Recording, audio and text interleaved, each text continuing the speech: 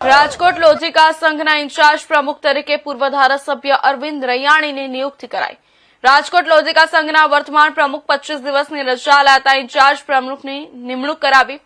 વર્તમાન પ્રમુખ નરેન્દ્રસિંહ જાડેજા રજા ઉપર જતા ઇન્ચાર્જ પ્રમુખ તરીકે અરવિંદ રૈયાણીની નિમણૂક કરાઈ। અરવિંદ રૈયાણીને પ્રદેશની કારોબારી સભ્યમાં પણ સ્થાન આપવામાં આવ્યું છે। હવે અરવિંદ રૈયાણીને રાજકોટ લોધિકા સંઘના ઇન્ચાર્જ પ્રમુખ નવા જૂનીના એંધાણ બનાવવામાં આવતા અગાઉ પણ લોધિકા સંઘના પ્રમુખો લાંબી રજા ઉપર ગયા હોવા છતાં કોઈને ઇન્ચાર્જ પ્રમુખ નથી બનાવ્યા।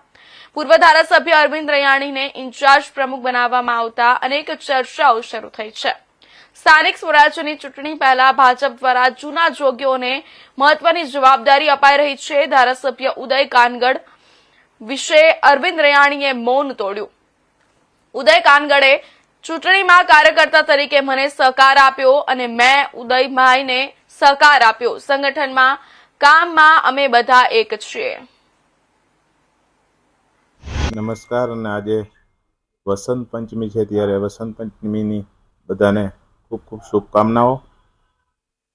રાલો સંઘની વાત કરું તો ગઈ 10 તારીખની મિટિંગની અંદર અમારા ચેરમેન આદરણીય શ્રી નરેન્દ્રસિંહ જાડેજાને વિદેશ જવાનું હોય એને રજા રિપોર્ટ મૂકેલો છે।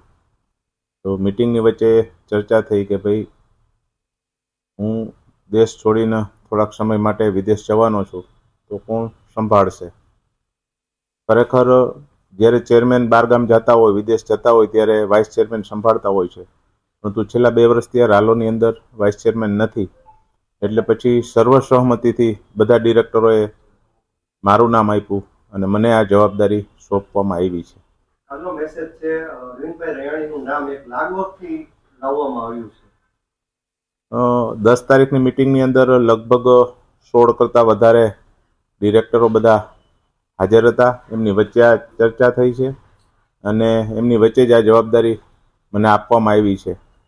એટલે સ્વાભાવિક છે કે જ્યારે કોઈ પણ ચેરમેન, મેં કીધું એવી રીતના કે દેશ છોડીને બહાર જતા હોય છે ત્યારે બીજાને જવાબદારી ચાર્જ રૂપીને સોંપતા હોય છે, એવી જ રીતના આ જવાબદારી મને સોંપવામાં આવી છે। એટલે આમાં બીજું કશું કાંઈ છે નહીં।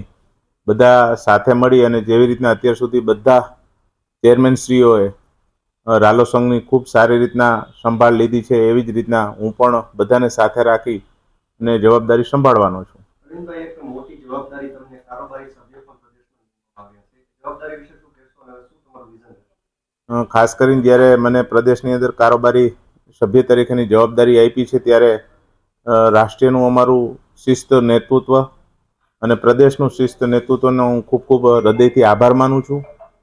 હું હંમેશા કહેતો આવ્યો છું કે જવાબદારી કોઈ નાની હોતી નથી। જવાબદારીમાં કામ કરવા માટે સતત આપણે મહેનત કરવી પડતી હોય છે અને મહેનત કરતાં કરતાં કાર્યકર્તા આગળ જતો હોય છે।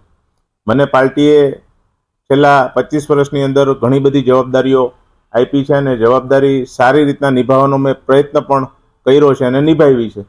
એવી જ રીતના જ્યારે પ્રદેશની અંદર મને કારોબારી સભ્ય તરીકેની જવાબદારી આપી છે ત્યારે ખૂબ સારી રીતે મહેનતથી જે પાર્ટીની અપેક્ષા છે એ પ્રમાણે હું નિભાવવાનો પ્રયત્ન કરીશ। અરવિંદભાઈ, સામાકાંઠા વિસ્તાર હંમેશા ચર્ચામાં રહે છે। ઉદયભાઈ કાનગડની ચૂંટણી વખતે પટેલો તેની સામે પડ્યા હતા, ખરેખર હકીકત શું છે? અરવિંદભાઈ આજે મૌન તોડશે? હું વાત કરું તો મેં કીધું એવી રીતના કોઈ જવાબદારી કાયમી હોતી નથી, જવાબદારી બદલતી રહેતી હોય છે। ઉદયભાઈ પણ એક